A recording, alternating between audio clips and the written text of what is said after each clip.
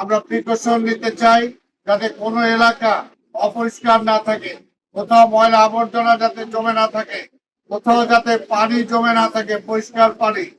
নিজের ছাদ, নিজের বাড়ির আঙিনা, নিজের সামনের রাস্তাটা আমরা সবাই পরিষ্কার রাখার জন্য চেষ্টা করব, যাতে সামনে ডেঙ্গু রোগের যে প্রভাব আসতে পারে তার থেকে আমরা নিজেদেরকে রক্ষা করতে পারি।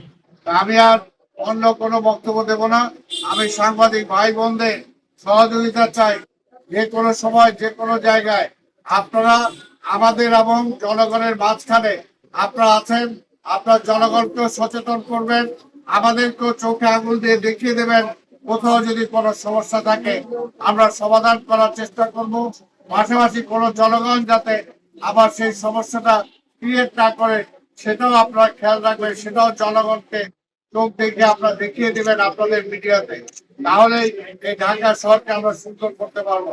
আমাদের মাননীয় প্রধানমন্ত্রী তারেক রহমান তিনি চান ঢাকা শহরটাকে আমরা সুন্দর করি, ক্লিন সিটি, গ্রিন সিটিতে রূপান্তরিত করি।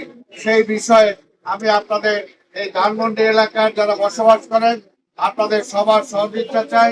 ধানমন্ডি সোসাইটি সহ অন্যান্য যারা আছেন সবার সহযোগিতা চাই, যাতে এলাকাটা সম্পূর্ণ ধানমন্ডি এলাকাটাকে আমরা পরিষ্কার পরিচ্ছন্ন রাখতে পারি।